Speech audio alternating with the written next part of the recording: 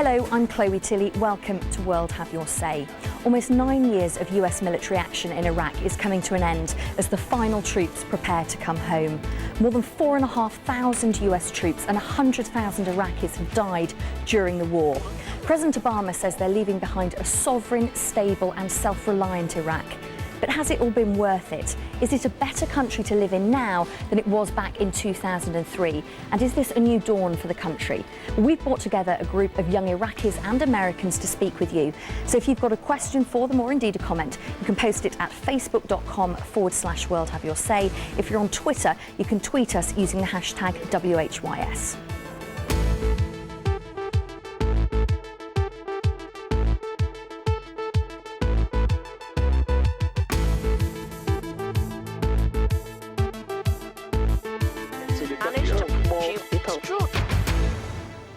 We'll be speaking to some of you in Iraq, the US and the UK in just a moment. But first, let's get right up to date with the main news this hour. Tens of thousands of children suffered sexual abuse in Dutch Catholic institutions. That's according to a report by an independent commission of inquiry. It says church officials failed to adequately deal with the abuse or indeed help the victims. Japan's Fukushima nuclear plant has now been stabilised. That's according to the Japanese government. 3 reactors went into meltdown following the tsunami 9 months ago. Now the Prime Minister says the plant has reached what it's calling cold shutdown. Dozens of people have been injured in clashes between protesters and police outside Egypt's cabinet office. Police fired in the air to disperse around 300 demonstrators who were angry at rumours that an anti-government activist was detained and had been badly beaten. The US Army private accused of supplying hundreds of thousands of secret documents to whistleblowing website WikiLeaks is appearing for the first time before a military court. Bradley Manning was serving as an intelligence analyst in Iraq when he allegedly accessed military files. And the 2 giant pandas who recently arrived in Britain from China have been making their first public appearance. After a week or so acclimatising, Sunshine and Sweetie are being greeted by groups at Edinburgh Zoo in Scotland. Around 600 visitors have pre-booked for Friday. That's 3 times as many as normal.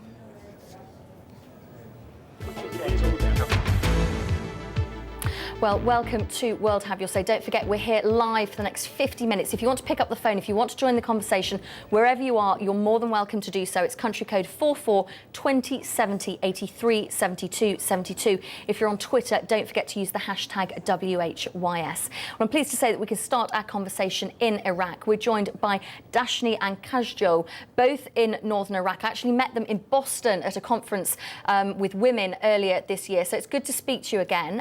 First of all, Dashni, tell me what you make of this withdrawal now, and indeed whether the whole campaign in Iraq, in your country, was worth it. First of all, yeah, it depends on what group you are in Iraq. I'm a Kurdish, and it was great for me. It was a great change in my life.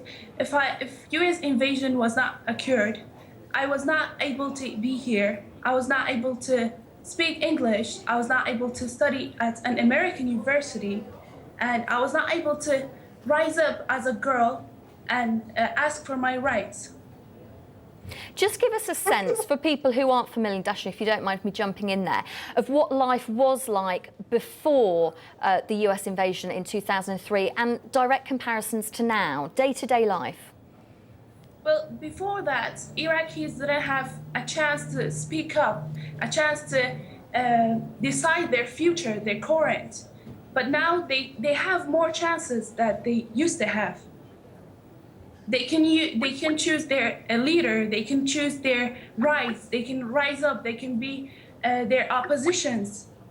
But before that, we couldn't speak up. We were all afraid. We were all controlled by a dictator. Kajjo, tell us your perspective.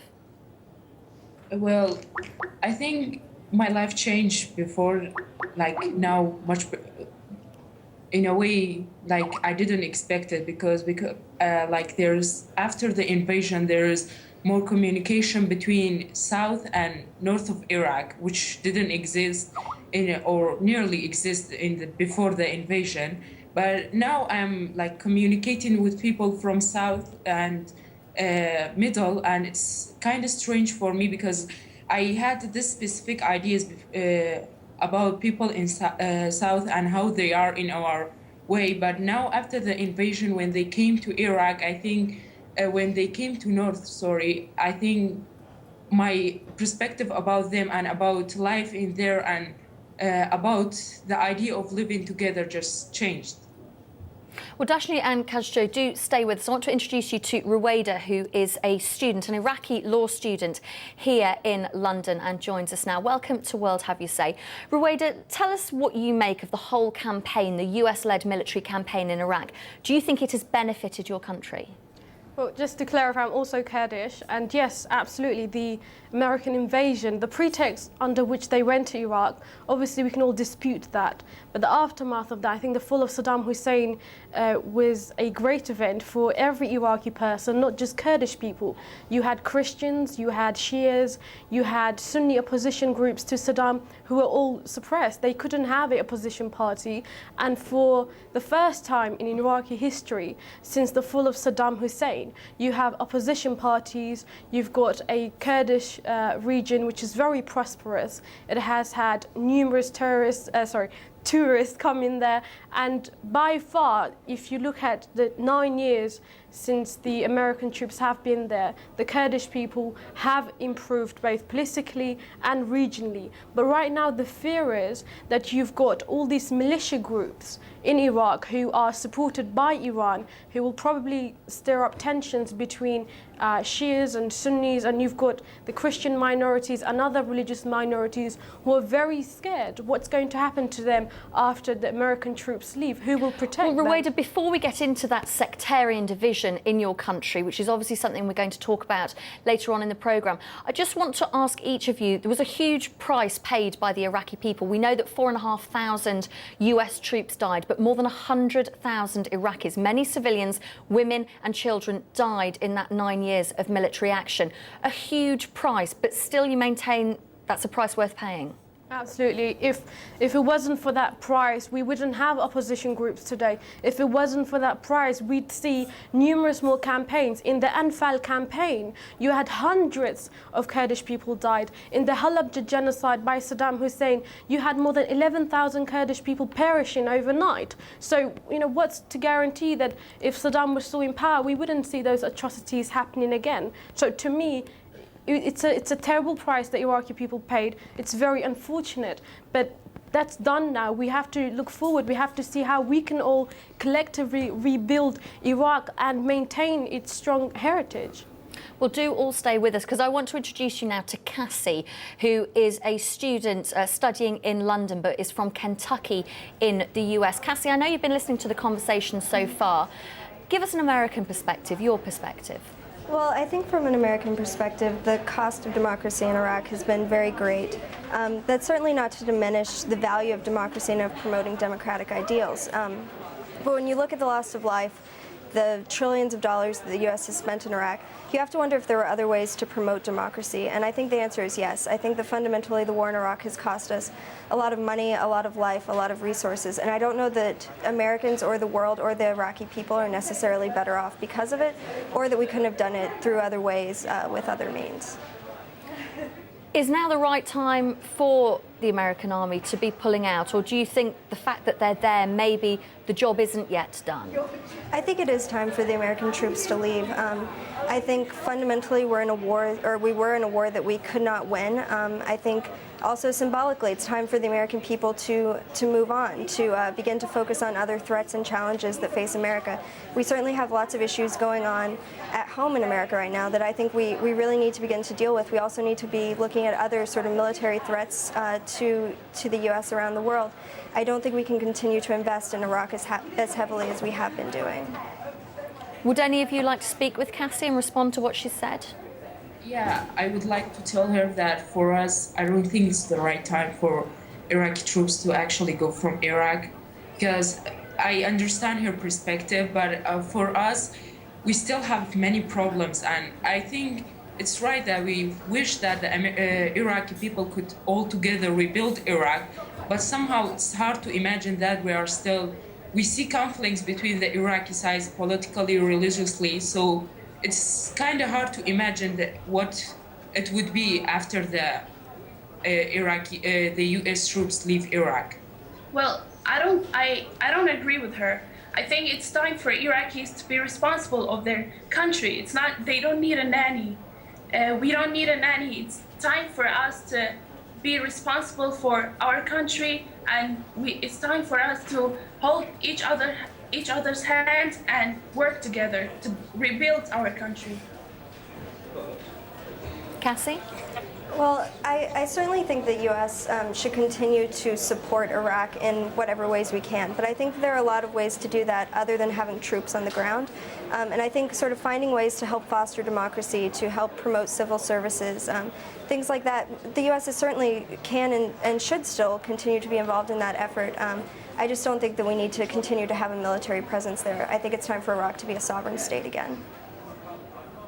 I want to read each of you an email which has come in to us from Kim in the United States. I'd like to get your response to it. Iraq hasn't become a safe place. The Americans didn't go into Iraq to help them build a stable state, but to serve their interest. It's brought disgrace on its own people. They've ruined the whole country and unjustifiably murdered more than 100,000 innocent people, including children. Cassie, do you want to respond to that first, and then each of you in turn? I certainly understand Kim's argument. I think that's a sentiment that a lot of Americans have. I don't think that it's fair to dismiss everything that the U.S. has done in Iraq as bad. I think promoting democracy is always a good thing, and I think some good things have been done. But I do think that Kim's email is right, that the cost has been very, very high, and I don't know that Americans are better off for it. In fact, I would argue that we're worse off, and I would say the same with the Iraqi people. Ruwaida? Well, you know, I'm sort of in a mixed thought between, yes, it's a good thing, no, it's a bad thing. Yes, it's good that American troops left because it's time that Iraqis rebuilt their country. But at the same time, you have other minority groups who could suffer very much after American troops leave. For example, Article 140 was supposed to be implemented from the Iraqi constitution, but that hasn't been done. And if the article is implemented, the Arabization process which Kurdish people had to go through when Saddam was in power, it would be undone. But when it comes to the stage where Article 140 is implemented, that could give rise to tension. So to me, the American troops left, but they didn't fix all the problems the Iraqi people have. You still have tensions between different groups. Of course, Arabs and Kurds and Christians and etc. want to live together, they want to rebuild Iraq, but there are certain issues when it comes to discussing and implementing them, it could give rise to tensions that are beyond the Iraqi government's control. And just to add, number one, you cannot impose democracy on Iraq through troops present. And number two, the Iraqi people did protest against the so-called democratic government they have in power. The government arrested lots of protesters. The protesters were dispersed through tear gas, and many of them were shot, and live ammunition was used to disperse them. So the Maliki government has much to do to fix itself. Ruwaida, you've raised a whole plethora of issues for us to try and get through here on World Have Your Say over the next half an hour or so. I don't know if Dashni or Kadjo want to pick up on any of those points. Well, we cannot judge whether their purpose was good or not, but at least they released us from that dictator, and it's time for us to go from dictatorship and to democracy. And this is the process for democracy. We always need sacrifice for democracy. I'd be interested. Sorry, do carry on. Yeah. Sorry. Kadjo, were you going to pick up? Yeah, well, I think I agree with Ruwaida. I think there are a lot of problems, and actually we have so-called democracy here. So I think the fact is that many people protested and tried to make the situation better, but sometimes they just were suppressed by the government. So it's still, the cost was worth it, but it's still a lot to do. Well, do stay with us here on World Have Your Say. If you want to join the conversation wherever you're watching, you're more than welcome. You can pick up the phone. It's country code 442070 83 72 72, and we'll carry on talking in the next few minutes.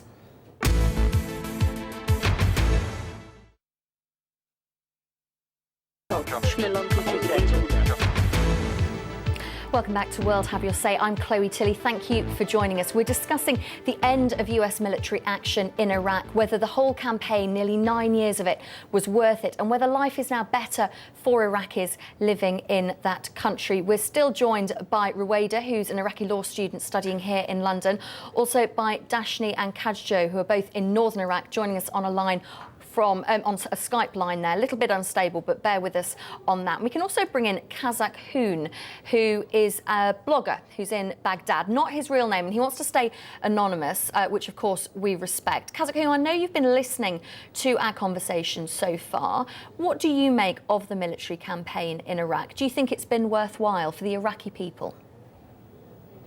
No, of course not. I think the war, the Iraq war may be over as of yesterday, according to the Pentagon, but millions of Iraqis still live in daily fear and hopelessness. I don't think this war worth at all to both nations, not only for Iraqis, to both nations, Iraqis and Americans. Unfortunately, I feel our future is dark and full of uncertainties. I feel that we are in the nowhere and we are heading to the unknown. We still have many issues, unresolved issues. There are still issues to be done, and I think the withdrawal is really happened early here in Iraq. I think the U.S. forces should have not started withdrawing its forces. There are still many things yet to be done by the U.S. forces. Just explain to me, is life better for you in Baghdad now or back in 2003 under Saddam Hussein? No, of course. Under Saddam Hussein, at the beginning, I don't like Saddam Hussein, and I'm not a Saddamist or Ba'ath Party member. But life before 2003, of course, was better. After 2003, at least we had an active nightlife. At least we had one bad guy, and we knew that this is the bad guy, and you should avoid it.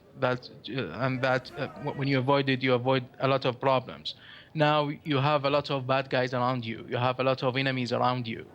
The country is really messed up. There is no functioning government. There are a lot of problems. We have poor public services. We don't have potable water. We don't have electricity for 24 hours. A lot of things. Security is still absent in many areas in Iraq. So the life was better before 2003. Kazakh Ruwaida is sitting in the World Have Your Say studio here with me in London, desperately trying to speak with you. So do go ahead, Ruwaida. I just want to add that it was only better for the Arabs. You say there was only one bad guy. That's not true at all. Saddam and his so-called government were all like a militia group. They killed anyone that opposed them. They killed Shias. They killed Kurdish people. They killed every single opposition group that had the integrity to voice their opinion. And he sanctioned a genocide against Kurdish people. You say life was better before 2003, but for us, we lived under a dictatorship day in and day out. For us, it was a constant nightmare from the day that Saddam Hussein came to power up until the day he died, he was killed or hanged. So I don't understand how you can say life is better before 2003 at all. Do you not feel bad that we Kurdish people suffered a genocide, that we were imprisoned, that my father had to fight physically against this government, against the Saddam Hussein government? Do you not feel bad that Kurdish people could not even live equally next to the Arabs, that we were kicked out of our own areas from Kirkuk and from numerous areas? And you can just say, oh, it was better because we knew Saddam Hussein was the brutal dictator. I don't agree at all. I think you have your priorities misplaced. Right now, there is a huge opportunity for all Iraqis and for Kurdish people to work together and make Iraq a better place, a democratic country which responds to the needs of the people. I understand. Okay, let's get Kazakh to respond to those points. No, I agree with you, Ruwaida. The Kurds suffered a lot from Saddam Hussein. I agree with you, and I agree with you that a lot of Shias and even some of the Sunnis suffered because of Saddam. But what I said is that life for the rest of Iraq, not only for Kurdistan. Kurdistan is better since 2003 or since 1991 because it enjoyed the international protection after 1991 war. And then the state of being a region and having a regional government after 2003. So the life is better for you since 2019, 91, and even after 2003. But life is not better for the rest of Iraq. Yes, Saddam was a bad guy. Saddam killed a lot of people, not only in Kurdistan, in whole Iraq. But when the Kurdish people are the only people in Iraq that suffered a genocide. We were the only people. We couldn't have opposition parties within the Iraqi government that could voice our voice, that could be a voice for us properly. So my question to you is: do you not think that right now? Listen, do you not think that right now we have an opportunity to rebuild Iraq, to work together, you people like you and me, to make it a better place than we did under Saddam Hussein? You and I, under Saddam Hussein, would be killed at the first instant that we publicly denounced him and his regime. That's right. I agree with you. We can work together to rebuild a democratic Iraq. We can work together to rebuild a prosperous Iraq. But I'm talking about life in general before 2003. This is what the question. But anyway, all Iraqis can work together. All Iraqis can work together to rebuild this country. But I want to ask you: do you think that Iraqis today can work together? I'm talking about politicians. Yes, me and you, I want to work with you. You want to work with me as normal people. But what about the politicians? What about the parties, the political parties? If we put them in power, then yes, they can work together.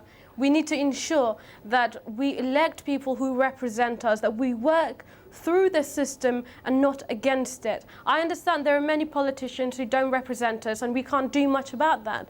But what we can do is set up local organizations, set up local groups that want to improve Iraq. It doesn't all rest upon the shoulders of the government. As citizens, we have to take the first step. We have to do something as well. We can't just blame the government and say they're the only ones who can fix Iraq. No, we can as well.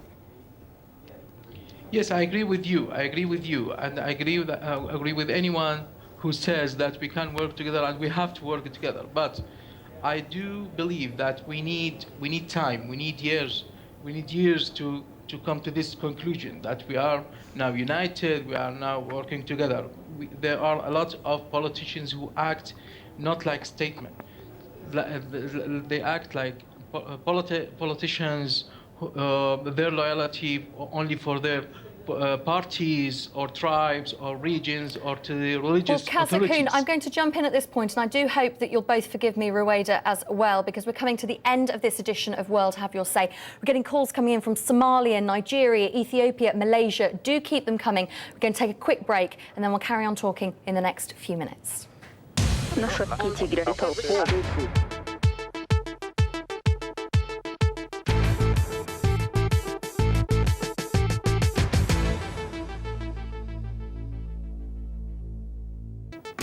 Hello, I'm Chloe Tilley. Welcome to World Have Your Say. President Obama says the US military can leave Iraq with its head held high. But after almost 9 years of war, more than 4,500 US troops have died, along with 100,000 Iraqis. So is now the right time to pull out? And was the conflict really worth it? We brought together young Iraqis and Americans to speak with you. We're here live for the next 20 minutes, taking all of your calls, tweets and texts. Facebook.com/World Have Your Say is the place where you can leave your comments and indeed your questions. So wherever you are in the world, welcome to the global conversation.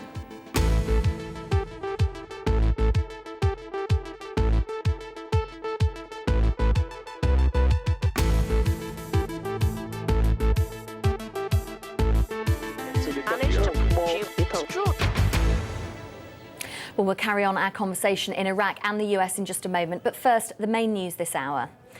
Tens of thousands of children suffered sexual abuse in Dutch Catholic institutions. That's according to a report by an independent commission of inquiry. It says that church officials failed to adequately deal with the abuse or indeed help the victims. Japan's Fukushima nuclear plant has now been stabilised, according to the Japanese government. 3 reactors went into meltdown following the tsunami 9 months ago. Now the Prime Minister says the plant has reached what it calls cold shutdown. Dozens of people have been injured in clashes between protesters and police outside Egypt's cabinet office. Police fired into the air to disperse around 300 demonstrators who were angry at rumours that an anti-government activist had been detained and badly beaten. The US Army private accused of supplying hundreds of thousands of secret documents to whistleblowing website WikiLeaks is appearing for the first time before a military court. Bradley Manning was serving as an intelligence analyst in Iraq when he allegedly accessed military files. And the 2 giant pandas who've recently arrived in Britain from China have been making their first public appearances. After a week or so of acclimatising, Sunshine and Sweetie are being greeted by groups at Edinburgh Zoo in Scotland. Around 600 visitors have pre-booked for Friday. That's 3 times as many as normal.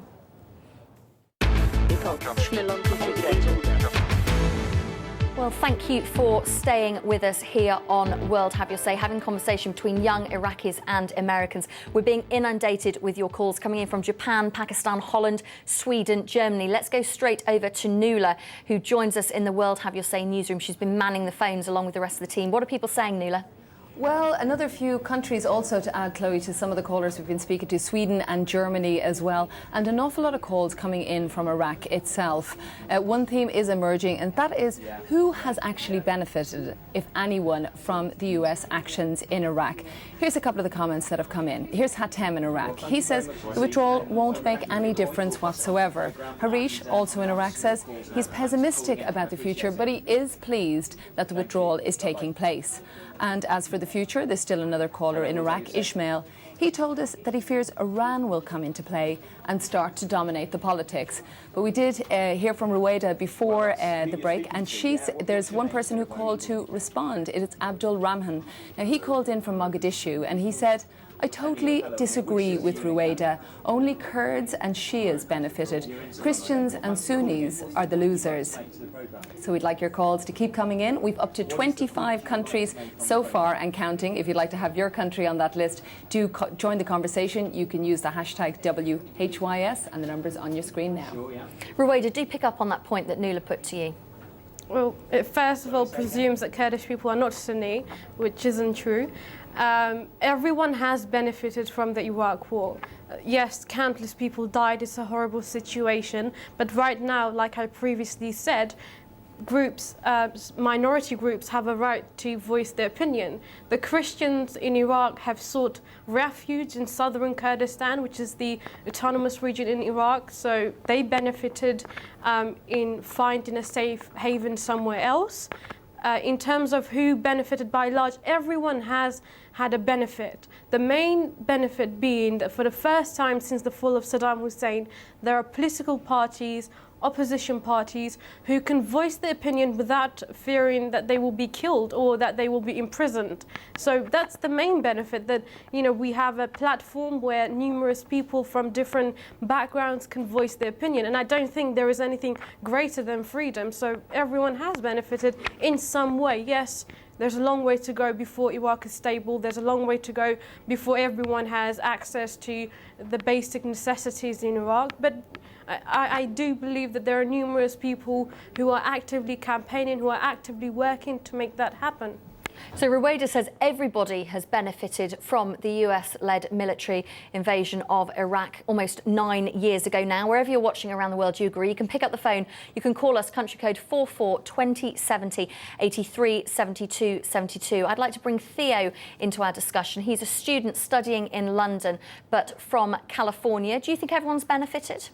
I absolutely do believe that everybody has benefited from the Iraq War. Promoting democracy is one way to ensure that human rights are protected.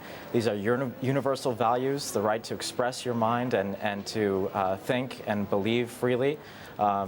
These are values that we all cherish, and I think that any effort that helps bring those about is absolutely worth it. Kazakhoun, you raised earlier on the idea of the sectarian division in Iraq. Obviously, Ruwaida thinks it's been positive. We heard there from Nuala calls coming in saying the fears of how Iran will now potentially get involved in the situation in Iraq. Talk to us a little bit about your concerns of Iran and also the sectarian division.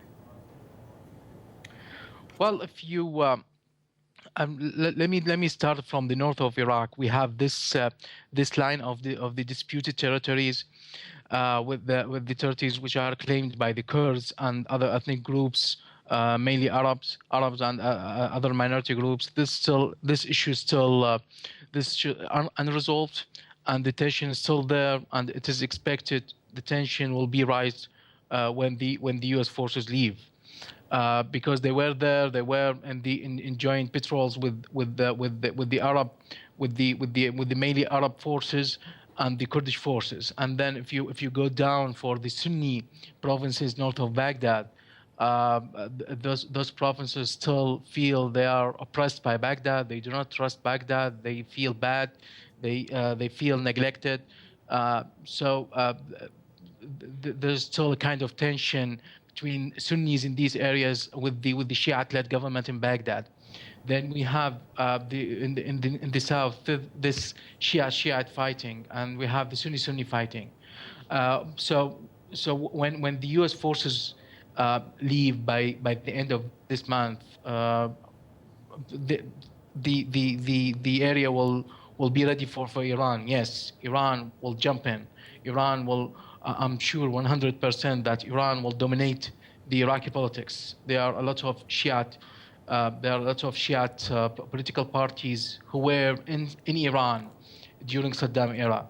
So they feel that Iran did a lot for them. So they have to do something for Iran. So Iran will jump in. I'm sure Iran will jump in. Iran will play what it pleases in Iraq. If you're on Twitter, you can tweet us using the hashtag WHYS or facebook.com/World Have Your Say to put your questions or comments to any of the guests who are joining us. Earlier on, the World Have Your Say team spoke to Husni, who unfortunately couldn't join us live, but spoke to us from a Kurdish region of Iraq. And the point that he made was that the past 10 years have led to a big change in the way Kurds are being treated. Before the US came, I earned $20 a month, but now I earn around $800. That makes a massive difference to the lifestyle that I can achieve. Let's bring in Zainab now, who joins us on the line from Baghdad. Welcome to World Have Your Say, Zainab. Tell us what you make of post-military invasion by the US of Iraq, your country. First, good evening, everyone. Well, about the invasion, first, I just want to say that at the beginning, I just have this great expectation, great hope that there will be improvement, there will be prosperity after the getting rid of Saddam Hussein's regime. But actually, after 2003, all these expectations, all these hopes just faded away, because what happened after that was unexpected, actually. Zainab, I hope you'll forgive me for jumping in live on the line from Baghdad, and I'm sure our viewers all around the world will appreciate how difficult it is to get a phone line into Baghdad, but it's really, really crackly. But for people, just to recap, you're pleased that there is a withdrawal of US troops, and you firmly believe that things are worse now than before 2003 and the invasion. Dashni and Kazjo still join us. They're in northern Iraq on Skype. Do you want to pick up on the points that we were speaking to Kazjo about the idea of sectarianism in Iraq and the idea that Iran could now jump in and get involved in the politics of your country? Yeah, I just want to edit something about the previous conversation, is that we understand the point that people from South and North, South and Middle are afraid. They are afraid of the Iran is like interfering with Iraq issues, because we know during the last 9 years things were maybe everybody benefits, but Kurdish people benefit more than the other parts of Iraq, because we saw the situation in Baghdad. Dashni and I, we went to Baghdad for 2 days, and we saw how the situation was, how scary, unsafe, complicated the situation was. So the fighting between Sunni and Shia, it appears in the cities and also around the regions. So we can see why people are afraid of Iran is interfering. And I do believe that Iran will interfere in Iraqi issues. And I think Iran is not the only one. Well, sorry, do go ahead, and then I'll bring Theo in. Iran is not the only one. All the neighborhoods, including Turkey, will interfere our conflicts, and we don't know what's going to happen in the future. I just want to bring in Theo because I'd be interested to get your opinion, and speaking to your family and friends, your US family and friends. Do you think there was ever a comprehension of what could happen in Iraq? We hear about Iran possibly getting involved, about sectarian divisions, very much a civil war going ahead. Do you think there was ever any comprehension in the US that this could happen? Well, I think the concerns about Iran actually justify a continued residual U.S. troop presence. I would have liked to have seen the Obama administration negotiate the continued presence of U.S. forces on the ground to help train Iraqi security services. But I also think that we have to remember that building democratic institutions takes time. I come from a country where the man who is president of the United States today was counted as 3/5 of a person in the original Constitution that existed in 1789. So I think it's important that that we recognize that the best hedge against Iran will be a stable, democratic Iraq. And I think the point that Rueda made earlier is very important. This can't fall just to the politicians. It has to come from local people, citizens who are engaged in their democracy, who all have a voice in the issues that will ultimately determine the future of their country. Do stay with us. Theo is with us. Rueda is with us. Also with us are Dashni and Kazjo on the line from northern Iraq. Julius in Monrovia has tweeted, "Farewell to the US troops. Let Iraqis manage Iraq." And Boston Phoenix has tweeted, "America cannot handle the truth that Iraq was a mistake, especially in a presidential election year." Stay with us here on World Have Your Say. We'll carry on talking in a few minutes.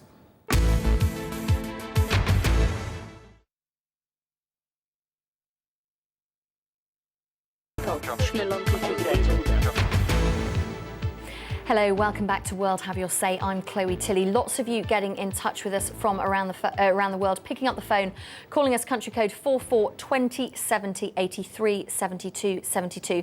Let's go straight back to Nuala, who's in the World Have Your Say newsroom, to find out what people are saying. Well, indeed, Chloe, you're completely right. It's a story that, judging by the incredibly wide range of countries that's represented in our caller list, that this is something that our listeners feel and viewers feel very strongly about. Now, perhaps unsurprisingly, there's a good few from Iraq. Here's Ahmed in Baghdad. He says, "The whole thing has been very bad for me in our capital city. They've destroyed Iraq. There's no work, no school, and bad roads." And there are many calls condemning the original premise for the US action. But Emil, and he's in Toronto, says he told us he's grateful to the Americans for deposing a dictator, but it's not secure enough in Iraq for them to leave just yet. And another interesting angle emerging from our US callers is simply, what will the troops do when they get home? Is there enough work for them? That's probably another show. But countries where you've been picking up the phone in the last few minutes include Libya, Egypt, Bangladesh, and we don't want you to stop doing that. We have another show called WHYS Extra in just 3.5 hours, and we'll try and definitely get you onto that.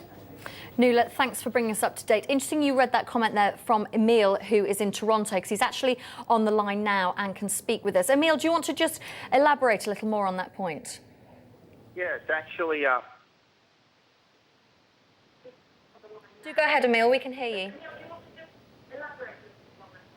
Yes, actually, I want to add just on Rueda and the rest of the girls what said. Can you hear me now? We can hear you loud and clear.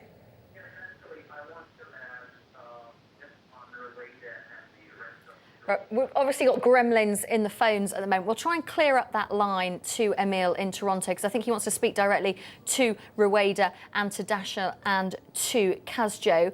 I just want to ask you, Ruwaida, as we look ahead now, the US troops leaving your country, we've heard the concerns about possible greater sectarian war in your country. What do you think the future holds? I don't know. I can only hope that the future holds a very stable Iraq, a very secure Iraq, where both Kurdish and Arabs work together towards a prosperous Iraq. Is that realistic, do you think? No, it's not a realistic vision that I have, simply because, like everyone else said previously, Iran's influence within Iraq is very, very scary. Number one, scary for Kurdish people because numerous Kurdish activists have been both imprisoned and executed in Iran, and because I think it was Abdullah who said there are numerous Shia clerics or politicians who were forced into exile when Saddam was in power. They went to Iran, so they stayed a very long time within Iran, and obviously involved themselves within Iranian politics. Once they come back to Iraq, they will try and propagate a very similar policy that Iran has propagated, both towards Kurdish people and just in general in terms of how they want to implement a civil rule within society. So once again, that Iranian intervention that is the concern of yours. Before I go to Dashni and Kazjo, I want to just bring in Ali, who joins us on the line from Jordan, an Iraqi there. Ali, I know you've been listening to our conversation. What do you think the future holds for Iraq? Well, personally, I think the scene is very complicated. The Iraq, which everybody thought that the invasion will help stabilize the situation there, proved to be very volatile, and the components of the Iraqi society are not homogeneous, and this will bring a turmoil in the coming days. Dashni, a brief thought from you. Sorry? A brief thought from you about the future of your country. Well, I hope that we all Iraqis hold each other's hand and stay together, because if we don't do that, of course, Iran and Turkey and any other neighbors will intervene in our problems, and we will never be owner of our country. Well, Dashni, I'd like to finish on a positive note, so thank you. It's good to have a positive thought ahead. Thank you to all of our guests in Iraq, in the US and in the UK. That's all of us. That's it from us for now. We're going to be back at 19:30 GMT for World Have Your Say Extra. We'll take more of your calls then. In the meantime, you can carry on talking about this at facebook.com/World Have Your Say.